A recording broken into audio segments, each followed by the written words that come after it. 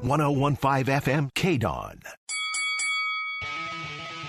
Ladies and gentlemen, welcome to the #1 professional wrestling radio show in Las Vegas. This is the Mark Hoke Show. The Mark Hoke Show. Going bell to bell with the best in professional wrestling news, entertainment, and lots of Sin City surprises from inside the squared circle. Now, let's get to all the exciting pro wrestling action and bring on the host. Here is Mark Hoke. Good morning, Las Vegas. What's going on? Welcome to the Mark Hoke Show here on KDAWN 1015 FM, the talk of Las Vegas.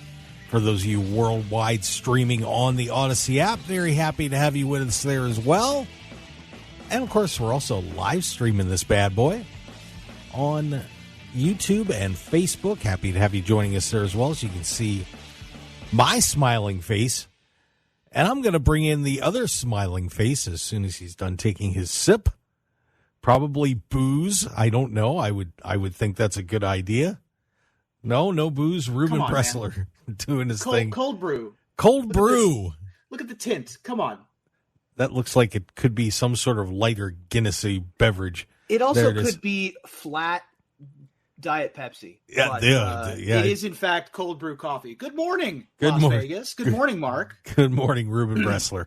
Very happy to have you joining us, sir. Welcome. It's good to be back. I'm glad to be invited. I'm always happy to be on the show. Well, happy to have you there. So, of course, the best in pro wrestling news and entertainment. And it is a NXT Battlegroundy day here in Las Vegas. We got a crazy day in Vegas, man. Tell me about it. Well, so what is happening today? Well, I don't know what's more important. Donald Trump is here, and we've got NXT Battleground. So, well, I mean, in the scope of things, I would suppose the president visiting.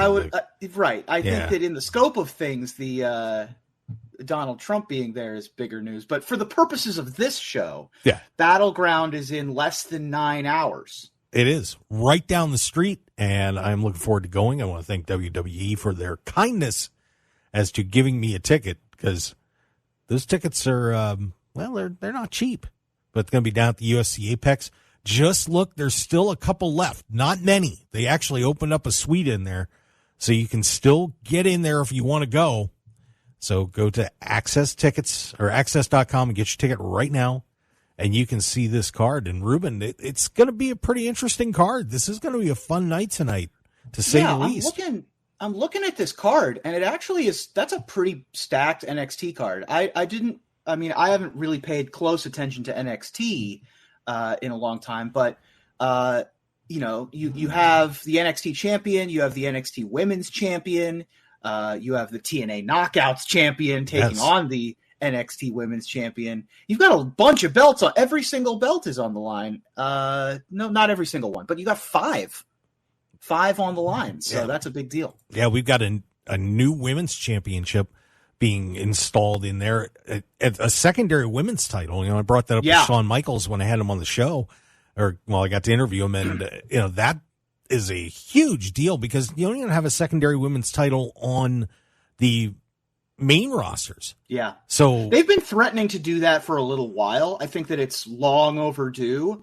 We've got secondary men's titles. I think that it's important to have secondary women's titles too. Yeah, I'd love to see a women's intercontinental championship. For sure. That would be fantastic. But we're going to get a North American title, and that'll be crowned tonight in NXT. And, honestly, I think the women are really taking center stage on this one with a historic crossover match coming up tonight. You don't see these. I mentioned it last week that, these cross-promotional matches with a champion versus champion, whether it's a unification possibility or just champ versus champ, they don't happen very much. And it's been a long time that I can remember a champ versus champ match going down, especially with WWE. So this is a historic occasion with Jordynne Grace getting this opportunity to take on Roxanne Perez. I don't know if she's going to win it tonight, but this is going to be a very entertaining match, to say the least. For sure. Yeah, I'm very excited by that. I mean, Jordynne Jordan Grace had a big impact on the WWE brass with her appearance at the Royal Rumble. And I think that this is a really big deal for not only for NXT and TNA, but for wrestling in general. I think that it shows this would have never happened under the previous administration. No, it was always an us versus them kind of attitude, and under Triple H, under Hunter, it's been a lot more of like a rising tide raises all boats situation, which it kind of has always been, but it's nice to see it play out. And I think that that's going to be very exciting. Yeah, so this is going to be a pretty wild card tonight, and just some of the other matches on the card this evening as I go to my notes. So we've got that 6-way ladder match for the Women's North American Championship. I'm leaning towards Sol Ruca to win that one, but anybody's ball game there. Obafemi, and if you haven't seen this guy, I can't wait to see him live. I've never seen him live before. This man's a monster, and he's the current North American champion. He's got Wesley and Joe Coffey. This underground match is going to be fun. Of course, it kind of ties in the UFC theme. Of course, the TKO banner now with both those companies under it. But you get Shayna Baszler and Lola Vice, both former cage fighters, in this match. So that should be a lot of fun. And we talked about Roxanne and Jordan. Nathan Frazier and Axiom will be flying all over the place as they get the OC. So Luke Gallows and Carl Anderson going to try and pick up some gold down in NXT. That's pretty interesting. And then Trick Williams gets Ethan Page, who showed up out of nowhere. Oh, everybody's moving around all over the place. And Ethan Page, who I think the world of the guy, just a terrific professional. But he's going to get a shot at Trick tonight. So that should be a fun match as well. So a pretty good card coming up from the UFC Apex. Oh man, yeah. I can't wait. I drive by there almost every day. So this is going to be fun to finally get to go into the building. I can't wait. Yeah. Well, I mean, Vegas is the center of Vegas is deceptively small. For those of you who haven't been to Vegas, a bunch of people live there, but it's mostly suburbs. It's mostly spread out. And the center of Vegas, the downtown and the Strip and the sort of business centers are all really close together. And so you kind of drive past it all if you go anywhere in any of those sort of centers. So it's also super flat, so you can see everything in the valley. I remember driving past it as well. Really exciting to have WWE events crossing over with the UFC infrastructure that's there already, leaning into that with that Shayna Baszler match. I think that's a very exciting card. I love what they're doing with NXT. I think that it is good to have a lot of crossover between the brands. I think that NXT has sort of struggled to have an identity in recent memory, but it hasn't in the last year or so to be a place to springboard, as well as a soft landing spot, as well as a crossover. There's a lot of cool stuff happening on the third show. Yeah. Thank God they got rid of the splotchy stuff. Right. The NXT 2.0 splotch was Yeah, I don't think we enjoyed that. But, one thing that I do like about NXT too, and I wish I had more time to ask Sean about this, because I can only imagine how happy he was that now they are being very consistent with when they are bringing somebody up off the NXT roster, they don't become somebody different. They're maintaining that character from NXT up into the main roster, so you don't have to relearn this person, and this person doesn't have to change their personality in any way. They are who they are. Carmelo Hayes is Carmelo Hayes when he comes up. He didn't have to become Stevie Wonder or somebody like that. Right. The only change I can think of recently was a good change when they changed the amusement theme park ride, the Viking Experience, into the Viking Raiders, which was a strict upgrade. No, but they did change them when they came up to their main roster, though. That's what I'm saying. Yeah, they did a strict upgrade on that one. That's the only one I can think of. Just dumb, just weird stuff that they. But yeah, everybody stays the same. There's not any like rebirth out of the lower tier, and it's like not even that much of a lower tier anymore because there's so much going back and forth between the brands. And so I think it's a really positive change that they've made. Yeah, it's been interesting too. You know, Becky Lynch went down there and won the women's championship for a while and put Lyra Valkyria over, and now she's gone up to the main roster and is really making a great impression. You know, these guys are, I wasn't too happy about, but you know, they're getting a good rub before they come up, and you know, it's been kind of working out for everybody. And you know, this is going to happen again today with Luke Gallows and Carl Anderson going down. It'll be interesting to see if they end up winning those titles. You know, with AJ getting this push on the main roster, getting an I Quit match now with Cody Rhodes, which should be a lot of fun. That'll be some quality entertainment to say the least. But of course, this Jordan Grace Roxanne Perez match is going to be something else. But is it leading to more? And that is a huge question. Well, that is asking. The struggle. That is the struggle with these cross promotional matches. Is where do you go from here? You know, it is tough to build any story when you don't know the future of the contract situation. The business situation makes it difficult. So, you know, I think that you don't necessarily need a story when you've got you don't need an extended story when you've got a really solid one-shot story. Right. When you've got a compelling selling point for the one match, you don't necessarily need a bigger one. If something comes out of it, great. But I don't think that this match necessarily needs the promise of a 6-month feud coming after it. Well, the main issue is, and by the way, I'm sure we're going to hopefully get a chance to talk to David Penzer about this, of course, who's going to be joining us in the second hour. Of course, the former ring announcer and kind of do it all for WCW, and of course worked for TNA Impact for a long time as well. I'm sure he's got some thoughts about what's going on with TNA Impact. They had a very interesting situation come up because we're talking about this relationship and with WWE, and they have TNA's got pay-per-view coming up on Friday. If you haven't been paying attention, Against All Odds is on Friday coming out of Chicago.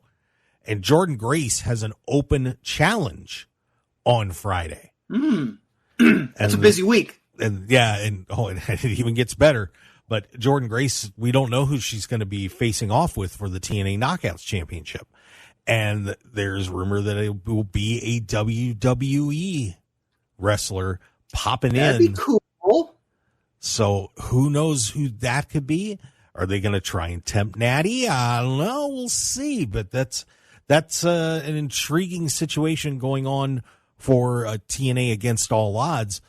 But TNA is, well, they had some, shall we say, a shakeup in the main office. Just a little bit. And we're going to come back and talk about that. What the hell is going on at TNA? We're going to take a break and take an examination of what's happening backstage with TNA, and then we'll get into more of what's happening in the world of pro wrestling. We've got TNA Against All Odds. We got Clash at the Castle. We got contracts running out. We got people saying they're leaving WWE. All hell's breaking loose. Cats and dogs sleeping together. Reuben Bresler's here. David Penzer coming up. What more do you want? Be back for more on the Mark Hoke Show here on KDAWN. 101.5 FM KDAWN. This is the Mark Hoke Show. The Mark Hoke Show. Here again, your host, Mark Hoke. All right, everybody, welcome back to the Mark Hoke Show here on KDAWN, the number one pro wrestling show. Well, you know, it's multiverse. We're the best. Reuben Bresler's here, having a cold brew. That's right. I do not believe there's not alcohol in that thing, but whatever. I don't believe you. It's 8 a.m. Yeah? And what's your point? You live in L.A., man. That's enough reason to drink as is. I mean, come on. wild. So it's a little bit of a mess out there. Exactly. So you're not wrong. Exactly. Yep, I know. Anyway, so as we mentioned as we headed into break, TNA is in a little bit of turmoil right now. And after coming off that big show, Hard to Kill, where they sold everything out in, at the Palms, ticket sales were a little bit shaky, for Rebellion here, even though they did a massive media blitz. Had Nick Nemeth come in and challenge for the World Championship. Well, here's what happened last week, guys, and this is a very, shall we say, intriguing situation, to say the least. So here's what went down. A couple of releases in the main office for Anthem. David Sahadi was let go. He had been a creative director with them for almost 2 decades. He is out. Lou D'Angeli, who was their vice president of marketing and pretty much headed up a lot of the setting up the live events, he is out. He's been there forever. And then R.D. Evans, who had pretty much been the head of their creative for a very long time as well, resigned. So the house has been cleaned at Anthem. And it has really got a lot of people shaken up. They're kind of wondering what the heck is going on. And a lot of the performers are kind of wondering what happened? What's going on here? This is kind of weird that everybody that has been there forever has disappeared. And of course, still a mystery as to what, the firing of Scott D'Amore just a little while right after that big show here in Vegas. I mean, it's pretty crazy what's up with TNA, but then of course you got this relationship with WWE, and many people are speculating that maybe Anthem's looking to sell to WWE, which other than getting the tape library doesn't make a whole heck of a lot of sense. But of course that's what they did with WCW. They bought it and killed it. Reuben, is TNA in trouble? I wouldn't say that TNA's in trouble. I think that, the writing does appear to be being put on the wall for a sale of TNA. I think that there's been a lot of turnover and turmoil within all of the wrestling promotions in the last 5 years. And it's just a shift in the paradigm of what the business is about. I don't think that they're necessarily going under. I think that they may just be positioning themselves to change ownership, which you see a lot, right? We saw this with WWE when they changed ownership. We saw this with AEW when they changed ownership. So I think that it's not necessarily doom and gloom. It's just, there's something that is about to happen.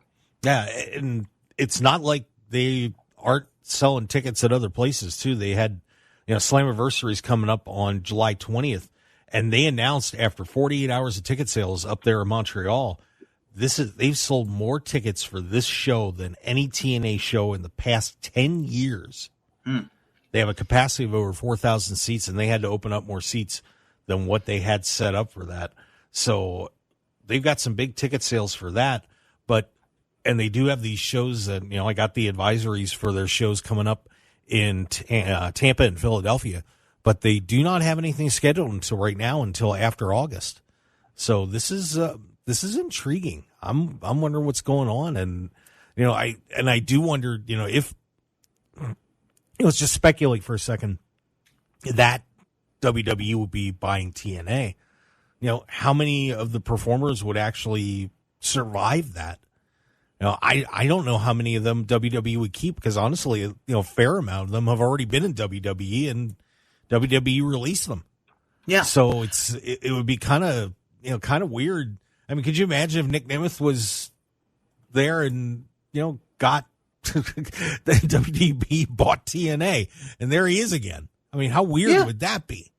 I mean, I don't know if it's that weird. I think that there is a reasonable expectation when you're just in the business in general that, sometimes you switch companies every once in a while. Like, I don't think that's that weird. We've had a number of superstars, start in WWE or come to WWE, leave, and then return. So, I think that it's perfectly reasonable to have both. Yeah, I'm very curious to see what's really up with this. I don't know. I think maybe everybody's reading into this a little bit too much. Yeah. Because of, and a lot of reports are saying that WWE and TNA are kind of taking this really slow, and they're trying to figure out the details on it. Because it was funny, a lot of the TNA talent and the WWE talent were like, oh, I want to take you on. Drew McIntyre and Moose were going back and forth a little bit because they've done their thing back when Drew was in TNA, and there's a lot of speculation about some really cool match possibilities. And I'd love to see Josh Alexander walk into a WWE ring. I mean, how much fun would that be to have a walking weapon roll in there and finally get to, get him against a Roman Reigns or something like that, or a Sheamus. Yeah, I mean, wrestling fans are more educated and smarter about the other businesses and the other companies now than they've ever been. So if Joe Hendry shows up at Clash at the Castle, people are going to know who he is, right? Like, all of that is a reasonable expectation. That would be fun. Yeah. I would love to see Joe Hendry there. I believe in him. I believe in Joe Hendry too. Did you see what you guys, I don't know if you guys saw on Twitter, or X, excuse me, what I did in the Sonic drive-in line, by the way. You can check that out on my X account at Mark Hoke. But yes, Joe Hendry was involved in my 40-minute wait at the Sonic. I did. Wild. Yes. So, and I know Joe appreciated that. So, but yeah, Joe in Scotland at Clash at the Castle. Oh, what a moment that would be for him. He's Scottish, right? Yes. Or is he? Yeah. So that'd be fun. That would be a lot of fun. So we'll see what happens, but that is pretty intriguing. But I do hope that they, no matter what, that they remain an independent company and things keep going. It's okay to have a relationship, and that's cool, but let's not merge the houses. Sure. So keep an eye on that one. But the TNA Against All Odds, this is going to be a fun card too. Right now we got Mustafa Ali defending the X Division title against Trent Seven. The System, it's Brian Myers and Eddie Edwards taking on Nick and Ryan Nemeth, which I think that's going to be fun. And I think there's your title change for the night. I think the Nemeth boys are going to walk out with the tag titles. Moose is getting challenged by Broken Matt Hardy. Jordan Grace, who knows who she's wrestling. Steve Macklin and Mike Santana taking on the Rascals. And Trey Miguel is one of those guys that I think would definitely survive if there was some sort of merger there. Because Trey Miguel is awesome, so that should be a fun match too. There's another guy, Mustafa Ali. Can you imagine if he got pulled back into WWE too? Yeah, that'd be awesome. Oh my God. I don't think Triple H would, bury him like Vince did, but yeah. So that's coming up Friday, from, Cicero Stadium in Chicago. So that's Friday. Then coming up on Saturday is Clash at the Castle as we get ready for that one. Oh my God, this is nuts. And by the way, New Japan had their Dominion card last night too. So a nuts week. Damian Priest, Drew McIntyre for the World Heavyweight Championship. Bayley's against Piper Niven. So she gets a match in front of the home fans. Sami Zayn against Chad Gable. Cody Rhodes, AJ Styles in an I Quit match. They just have Bianca Belair and Jade Cargill defending the tag titles and a triple threat against Alba Fire and Isla Dawn and Shayna Baszler and Zoe Stark. What's standing out to you on that one? What are you feeling there, big guy? In the Stark Baszler match? Oh, just period on that card. I mean, that's the match that sticks out to me. I think that there are a number of wrestlers that WWE has unfortunately misfired on in the last year. A couple of wrestlers that they have underused misused and sort of done bad to, and Shayna Baszler is one of them. I think that it's unfortunate.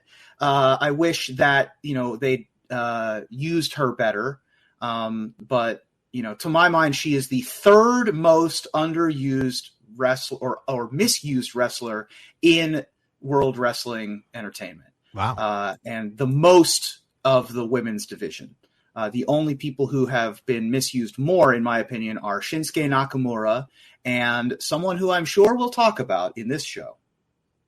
That would be Ricochet, I'm imagining. That would be Ricochet. Yes. Ricochet is the most misused, in my opinion, wrestler in the company. Yeah. So Shayna Baszler, they're not going to win that match. Right. I mean, that's what not, I'm saying. that's not happening. I mean, because obviously Bianca and Jade are your super team. Which is crazy to me. Like, she has the charisma. I know she doesn't have the Vince look, but that doesn't matter as much anymore. She's a machine. She should be doing what Nia's doing, in my opinion. Oh, I agree. They killed her when she had that match, the Elimination Chamber match a few years ago, and she destroyed everybody and then lost to Becky. Yeah. And it just, she busted Becky up, and, it was just this awesome, she was a bulldozer. And then all of a sudden she lost. And it was because Kevin Dunn didn't think she had a look, and it was stupid. And, so you're right. She's been just kind of toiling around, and they won't get the win against these two, but she and Zoe are a pretty good team. That's a good pairing. So I've got no problem with those two being together, but that would be a fun feud. If you really wanted to put those four together in the ring, that's some serious power in there. Yeah. That really is. Honestly, at this point, I think Shayna could just stay in NXT. Like, if they're not going to use her on the main roster, then she should change. She should make a change. As should Shinsuke, as should Ricochet. Yeah, boy. And that Ricochet guy, it's been very interesting that WWE has been letting people run their contracts down. And Ricochet, if you did not hear, everybody, has made the announcement he is not re-signing. His contract's going to be up in a few months, and he said, I'm done.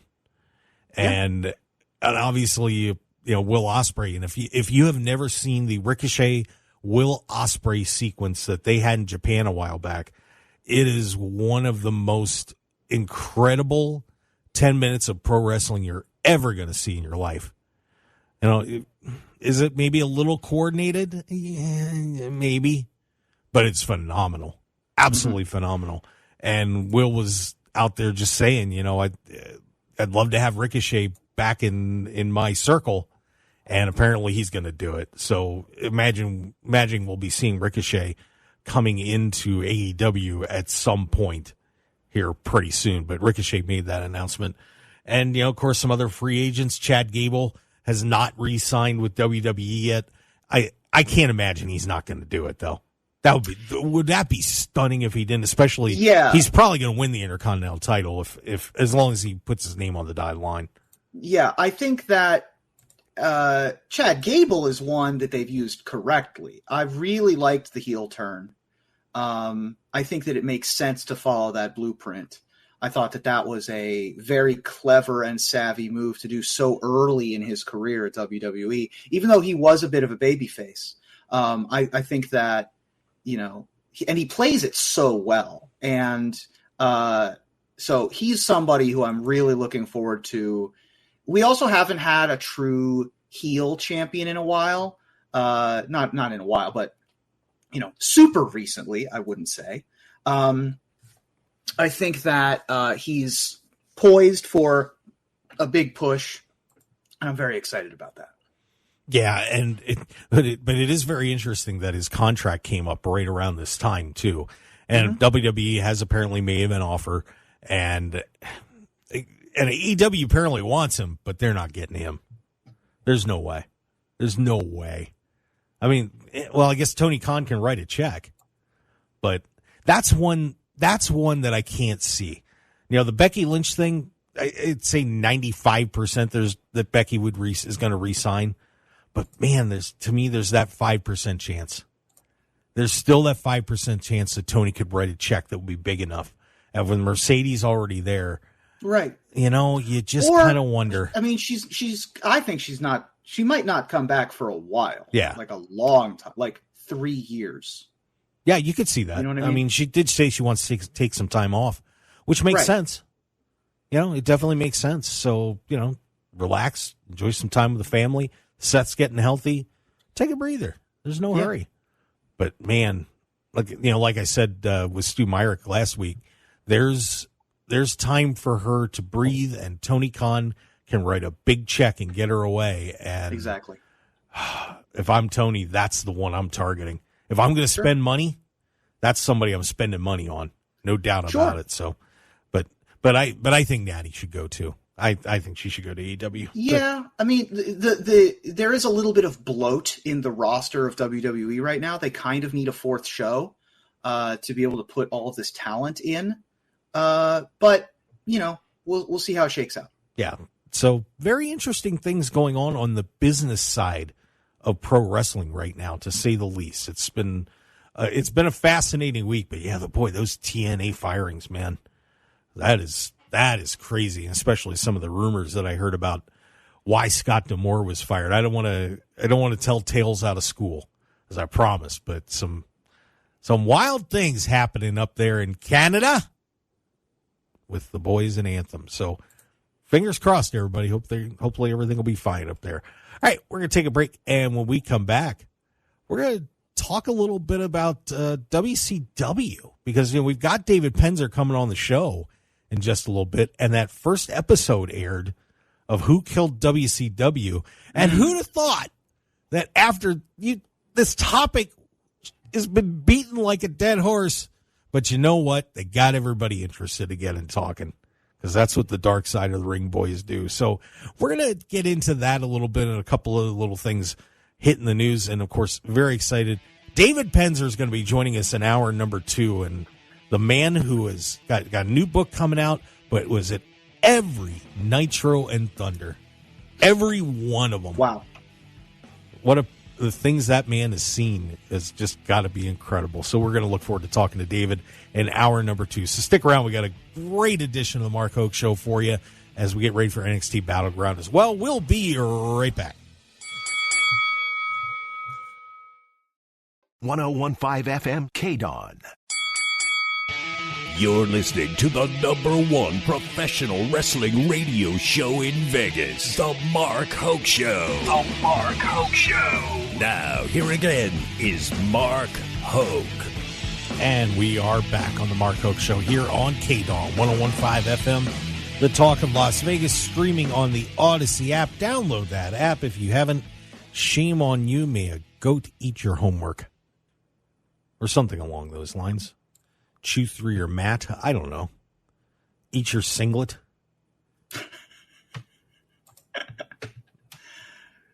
Yeah. That's a t-shirt. There you go. Eat your singlet. I'm sure we'll sell hundreds. Yes. Download that app right now. It's an awesome app. And, and it's really cool because you can rewind all the shows that are on there too. So, God forbid you would actually miss some show that you wanted to listen to. You can go back and listen to it anytime for like 24 hours. It's really cool. And, of course, we're streaming live on YouTube and Facebook, which means get in the chat box and give a reasonable comment or question that I can put on the air. Right. Just as saying. Opposed to eat your singlet. Yeah. Well, you can put eat your singlet. I mean, I can read eat your singlet. I don't want to. Oh. Man, maybe that should be a new motto for the show. Eat your singlet. Ugh. Well, the goat ate my singlet. Goat ate your singlet? No, the goat ate your singlet. The goat? Yes, there's a goat. Insert name of whichever wrestler you think is the goat here. Yeah, like Wardlow when he had his gear stolen. There we go. Wardlow. That's his excuse. The goat ate my singlet. Mm-hmm. We'll work on that. Maybe I should put that on an X and see how it goes. But then I got to trademark it. And the hell site's dead. So. Yeah. Oh, my God. What happens on Sunday morning here? But once again, it is an NXT Battleground Sunday. Going to be over at the UFC Apex. I will see everybody over there. It should be a great time. Still a few tickets available. Go get those on Access. And it's going to be awesome. Intimate setting, guys, which means you're going to be really what's close. What's the seating? What's the capacity? Not many. I'd have to. Do I have that handy? I don't know if I have the number, but I'm just looking. I mean, it's not more than 1,000 for sure. I mean, it's in there. There's 1, 2, 3, 6 sections there, 3 sections there, another one, 10, 11. It's 11 sections plus a suite box. So 1,200. That's not a ton. Yeah, it's not a ton, which means you're going to be really close to all your favorites. And think about who else could be roaming around there as well. So you will be able to hang out with some of the top stars of NXT. Plus, think about other people that may be there. Just saying. And you can get those really cool priority passes too. That cost a couple $100 extra, and you can get VIP experiences and all sorts of cool stuff. So get on over there right now. Access.com. AXS. Well, Reuben, they started the fight again. Oh, you would have thought this thing would be settled by now about arguing about the death of WCW. Oh, sure. But the dark side of the ring boys and The Rock, of course, had to put himself in this thing. And sure. I guess to a point, there's WWE was partially responsible for the death of WCW. So they're going to be involved in this too. So I suppose putting The Rock into the documentary, especially considering he was paying for it partially, is reasonable. But we're arguing about this again. And I thought it was very interesting, though. This episode featured a lot with Eric Bischoff talking about everything that was going on behind the scenes with him and how he helped, how he built this thing and what was going on with Turner and with Hulk Hogan and it's just weird. But one thing that I'm going to ask Dave about when we talk to him was everybody just seems really pissed off about it when you're talking about it, 20 plus years later. They're mad that WCW is dead. Like everybody. And I don't know if it's just because they're talking about it on camera, so they're dramatizing it up a little bit, but it sure feels like they lost something they shouldn't have lost and they're angry about it. Sure. I can understand that. It's very interesting. If you haven't seen this first episode, there's 4 episodes, and I think this is going to get really nasty really quick. But I think there's a million reasons why. I don't think there's a who or 2 who's. I think there's, I think Bischoff actually did say it best that it was death by 1,000 swords. Yeah. Exactly. You can't blame one person. Well, it takes so much to go right to make a success. It's no one person's success that WWE became huge. It's no one person's success that others have fallen by the wayside. It's the same with every business. There's no such thing as the one person who makes a business. It is impossible. And so, in some ways, it has been talked to death about WCW. But in other ways, the panacea of time has allowed more people to willingness to come out. More technology is available. We've learned more about, economy and the business and marketing and all those sides of things. So I think that there is still an autopsy to be done with better technology.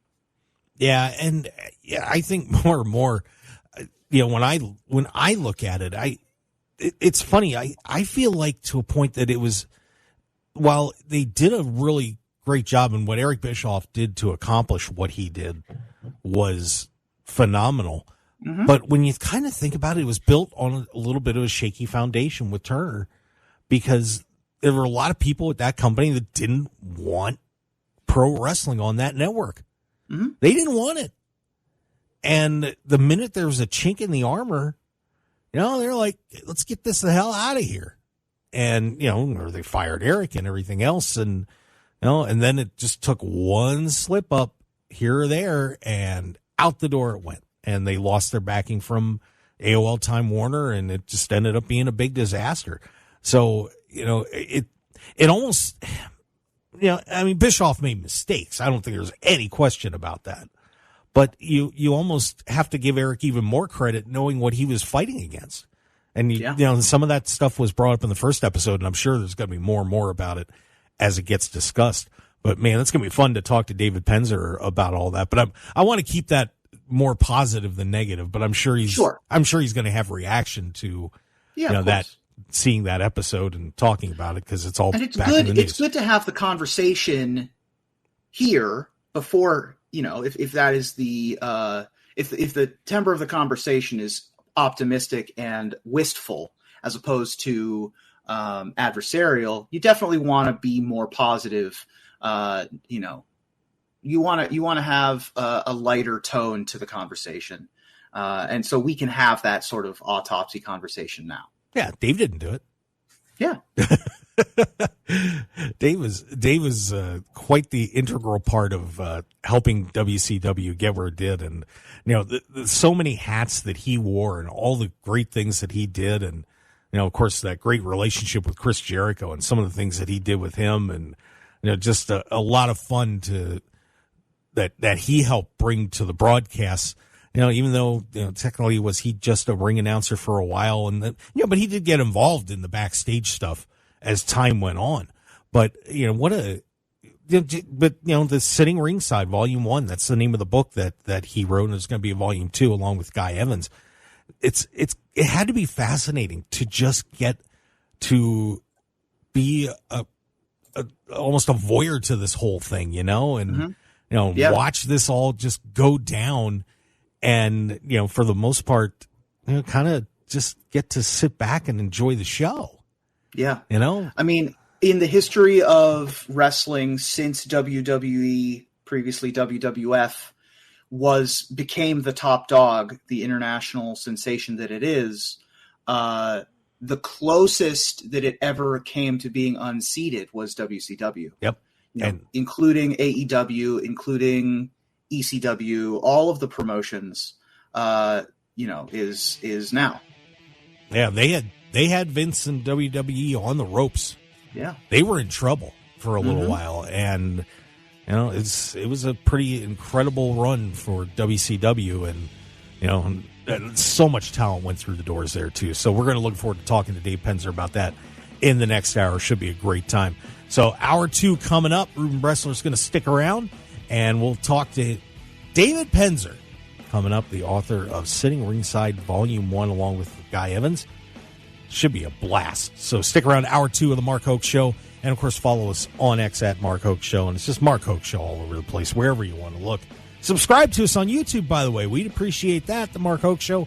We will be right back. Hour 2 coming up here on KDAWN. We'll be right back.